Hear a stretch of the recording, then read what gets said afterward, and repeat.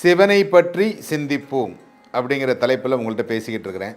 இன்றைக்கு முருகனை பற்றியும் நாம் தெரிந்து கொள்வோம். சிவன் வேறு முருகன் வேறு அப்படின்னு கிடையாது. ஏன்னா சிவபெருமானுடைய நெற்றிக்கண்ணிலிருந்து தோன்றியவர் தான் முருக கடவுள்.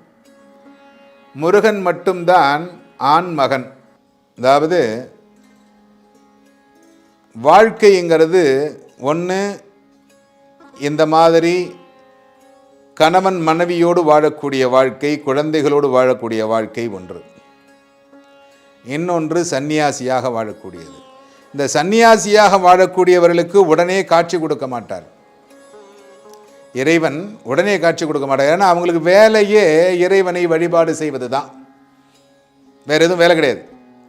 ஆனால் இந்த கணவன் மனைவின்னு இருக்காங்க பார்த்தீங்களா, வீட்டை பார்த்துக்கணும், பொண்டாட்டியை பார்த்துக்கணும், பொண்டாட்டிக்கு தேவையானதை கொடுக்கணும், பிள்ளைக்கு நல்ல கல்வி கொடுக்கணும், பிள்ளைக்கு நல்ல மனைவியை பார்த்து ஏற்பாடு பண்ணி கொடுக்கணும், தன்னுடைய தாய் தந்தையை பார்த்துக்கணும். எவ்வளவு கஷ்டம் இருக்குது பாருங்கள். இந்த தாய் தந்தையை பார்த்துக்கிட்டு இந்த தெருவில் இருக்கக்கூடிய ஏதாவது ஒருத்தருக்கு ஒரு பிரச்சனைனா அவங்களுக்கு உதவணும். நம்மளை தேடி யாராவது ஒருத்தவங்க வந்து ஐயா பசிக்குதுன்னு சொன்னால் அவங்களுக்கு ஏதாவது தானம் கொடுக்கணும். அந்தணர்கள் வந்தால் தானம் கொடுக்கணும். அரசருக்கு போடுகின்ற வரியை கட்டணும். இந்த தெருவில் இருக்கக்கூடிய இந்த ஊரில் இருக்கக்கூடிய ஊர் வரி கட்டணும். இவ்வளவு வேலைகளும் யாருக்கு இருக்கிறது பாருங்கள், இந்த வீட்டில் இருக்கக்கூடிய நிர்வகிக்கக்கூடிய நம்மை போன்றவர்களுக்கு இருக்குது.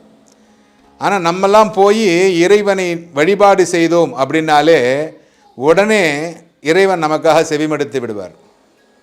ஆனால் அந்த சாமியாராக இருக்கக்கூடியவங்க தபம் இருக்கிறாங்க அப்படின்னா பல நூறு ஆண்டுகள் தபம் இருந்தால்தான் நடக்கும்.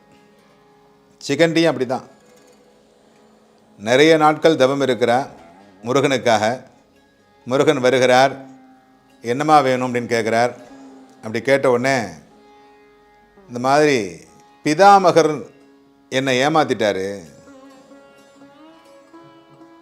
என்னை அவருடைய மகன்களுக்கு திருமணம் செய்து வைக்கிறேன் என்று என்னுடைய சகோதரிகளோடு என்னை அழைத்து சென்றார். ஆனால் அவங்க என்னை கல்யாணம் பண்ணிக்கல. ஆளுக்கு ஒரு மனைவியை கல்யாணம் பண்ணிக்கிட்டாங்க, என்னை கல்யாணம் பண்ணிக்கல. அதனால் என்னை நிராகரிச்சிட்டாங்க. நான் வெளியில் வந்து பிதாமகரை என்னை கல்யாணம் பண்ணிக்கோன்னு சொன்னேன், அவரும் பண்ணிக்கல. நான் ஒருவரை காதலித்தேன், அவர்கிட்ட போய் சொன்னேன், பிதாமகர் என்னை நிராகரிச்சிட்டார், நீயாவது என்னை கல்யாணம் பண்ணிக்கோ அப்படின்னாரு. அந்த அரசர், என்னை காதலித்த அரசன் இருக்கிறான் இல்லையா, இளவரசன், அவன் சொன்னான், பிதாமகர் கவர்ந்து கொண்டு செல்லாமல் இருந்தால் நான் உன்னை திருமணம் செய்யலாம். அவர் ஒன்றை கூட்டிக்கிட்டு போயிட்டார். அவரை எதிர்த்து என்னால் போராட முடியாது. அவர் பெரிய வில்வித்தை தெரிந்தவர், தனுர்வேதம் தெரிந்தவர், அதனால் போராட முடியல. அவர்கிட்ட போராட முடியாதனால நான் தோற்று போயிட்டேன். தோற்று போனதுக்கு பிறகு உன்னை திரும்பவும் திருமணம் செய்தால் அது எனக்கு அசிங்கம், அதனால் அதுவும் என்னால் கல்யாணம் பண்ணிக்க முடியாதுன்றார். எல்லா அரசர்கிட்டையும் போய் சொன்னேன், இந்த மாதிரி பிதாமகரை வீழ்த்த வேண்டும் அப்படின்னு சொன்னேன், யாரும் வரலை. என்னுடைய தந்தைகிட்ட சொன்னேன், என் தந்தையும் அதற்கு செவிமடுக்கவில்லை. ஏன்னா எதிர்த்து யாராலையும் நிற்க முடியல இந்த அரசரை. அதற்காக நான் இவரை வெற்றியடைய வேண்டும், அதற்கு எனக்கு உதவி செய்யுங்கள் அப்படின்னு முருகன்கிட்ட வென்றார். முருகக் கடவுள் உடனே ஒரு வாடாத தாமரைப்பூ மாலையை எடுத்து கொடுக்குறாரு. இந்த தாமரைப்பூ மாலையை எடுத்துக்கிட்டு போய் கழுத்தில் போட்டுக்கிட்டு யார் போகிறாங்களோ அவங்க பிதாமகரை வெல்லலாம் அப்படின்னு சொல்கிறார்.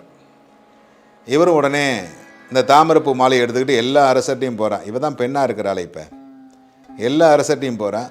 எந்த அரசரும் அதை ஏற்றுக்கொள்ளவில்லை. ஏன்னா தாமரைப்பூ மாலையை போட்டுக்கிட்டு போனால் வெற்றி அடைஞ்சிட முடியுமா? ஏன்னா இப்போ இருக்கிற மாதிரி தான் அப்பயும் இருந்திருக்கிறாங்க நிறைய மக்கள். தாமரைப்பூ மாலை என்ன பண்ணிடும், அது ஒன்றும் பண்ணாது. எல்லார்ட்டையும் போய் பார்த்துட்டு ஒன்றும் பண்ண முடியல. ரொம்ப வெறுத்து போய் ஒரு சிவன் கோயிலுடைய வாசலில் ஒரு ஆணி அடித்து அந்த தாமரைப்பூ மாலையை மாட்டி விட்டு தன்னைத்தானே மாய்த்து கொள்ளுகிறார். இந்த மாய்த்து கொள்ளுகின்ற கதை இருக்குது பார்த்தீங்களா, அது ஒரு எபிசோடே போயிடும். அவ்வளோ பெரிய கதை இது. தன்னைத்தானே மாய்த்து கொள்ளுகிறார். மாய்த்து கொண்டு மீண்டும் பிறவி எடுக்கிறாள். இந்த பிறவியில் கிருஷ்ணர் வரம் கொடுக்கிறார், ஒரு பூதம் வரம் கொடுக்குது. உனக்கு இந்த பிதாமகரை வெல்வதற்கு சந்தர்ப்பம் வரும்பொழுது கண்டிப்பாக உதவுகிறேன் அப்படின்னு சொல்கிறார் கிருஷ்ணர். அதே மாதிரி சிகண்டியாக பிறக்கிறார் ஒரு அரசனுக்கு. ஆணும் இல்லாமல் பெண்ணும் இல்லாமல் அலியாக பிறக்கிறார். அலியா பிறந்து இந்த சிகண்டி என்ன பண்ணுறா, நாளொரு வண்ணம் பொறுதொரு மேனி வளர்ந்து கொண்டிருக்கிறான். ஆண் வாரிசாக வளர்ந்து கொண்டிருக்கிறான். ஆண் வாரிசாக வளர்ந்து சரியான நேரத்தில் திருமணம் நடக்கிறது.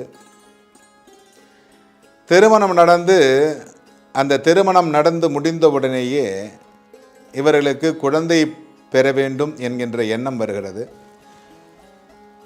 அப்போ இவர்களுக்கு கணவன் மனைவிக்குள்ள ஒரு சந்தேகம் ஏற்பட்டு அவள் தன்னுடைய அப்பாவுக்கு தெரியப்படுத்துகிறார். இது ஒரு பெரிய ஒரு கதையாக போய்கிட்டே இருக்கும். அப்பொழுது தான் மகாபாரதம் போர் நடந்துக்கிட்டு இருக்கு. மகாபாரத போர் நடந்து கொண்டு இருக்கிற பொழுது அர்ஜுனன் பிதாமகரை வீழ்த்த வேண்டும். இவர் எப்பேற்பட்டவர் பாருங்க, அவர் அதை விட ரொம்ப பெரியவர். ஏன்னா சிகண்டி பிறந்தோன்னையுமே சொல்லிடுறார் அவர். ஏன்னா சிகண்டி எதிரில் வந்தால் நான் அம்பு தொடுக்க மாட்டேன். இது பிதாமகர் சொன்ன வார்த்தை. ஏன்னா சிகண்டிங்கிறது யாருங்கிறது பிதாமகருக்கு தெரியும். கங்கை புத்திரருக்கு சிகண்டி யாருங்கிறது தெரியும். சிகண்டி ஆணும் அல்ல பெண்ணும் அல்ல, அலியாக பிறந்தவள், என்னை கொல்வதற்காகவே மீண்டும் அவதாரம் எடுத்தவள். அதனால் அவன் எதிரில் வரும்போது மட்டும் நான் அம்பு தொடுக்க மாட்டேன் அப்படின்னு சொல்லிடுறாரு. இது போர் ஆரம்பிக்க முன்னாடியே சொல்லிடுறாரு. அதனால் அர்ஜுனன் அம்பு தொடுக்க போகிறான். அந்த இடத்துக்கு சிகண்டியை வர வைக்கிறார் கிருஷ்ணர். சிகண்டி எதிரிலே வந்து விட்டால் கண்டிப்பாக பிதாமகர் அம்பு தொடுக்க மாட்டார் அப்படின்னு சொல்லி எதிரில் வர வைக்கிறார். அப்போ எதிரில் வர வைக்கிற பொழுது இந்த சிகண்டிக்கு அன்றைக்கி தான் ஞாபகம் வருது. ஆஹா, ஒரு தாமரைப்பூ மாலையை சிவன் கோயிலில் ஆணி அடித்து மாட்டி வச்சுட்டு வந்தமே, அதை எடுத்து போட்டுக்கிட்டு போனால் வெற்றி அடையலாமே அப்படின்ற எண்ணம் வருது. நேராக அந்த கோயிலுக்கு போகிறா. வாடாத தாமரைப்பூ மாலை. இன்றைக்கி சாதாரணமாக ஒரு செருப்பை விட்டு வந்தவனா கூட கிடைக்காது. அந்த காலத்தில் எந்த பொருளை எந்த இடத்தில் வைத்தாலும் அப்படியே இருக்கும். அந்த வாடாத தாமரைப்பூ மாலையை எடுத்து தன்னுடைய கழுத்திலே போட்டுக்கொண்டு போருக்கு செல்லுகிறாள். அம்பு தொடுக்கப்படுகிறது. பிதாமகர் வீழ்த்தப்படுகிறார். அதுவும் அவர் வரம் வாங்கியிருக்கிறார், நான் எப்போ நினைக்கிறேனோ அப்போ தான் சாகணும் அப்படிங்கிற வரம் வாங்கினதுனால அம்பு படுக்கையில் படுக்க வைக்கிறாங்க. இந்த சிகண்டி வெற்றி அடைகிறாள். இந்த சிகண்டி அப்படிங்கிற கதை எதுக்காக சொல்கிறேன் அப்படின்னா, முருகனுடைய நாமாவளியிலே சிகண்டினே நமஹா அப்படின்னு ஒரு நாமாவளி வரும். ஏன் நாமாவளி வருது அப்படின்னு கேட்டிங்கன்னா, சிகண்டிக்கு அருள் செய்தவனே அப்படிங்கிறது தான் தமிழ் அர்த்தம். சிகண்டிக்கு அருள் செய்தவனே. இந்த சிகண்டி முருகனை வழிபாடு செய்து வெற்றி அடைந்தால்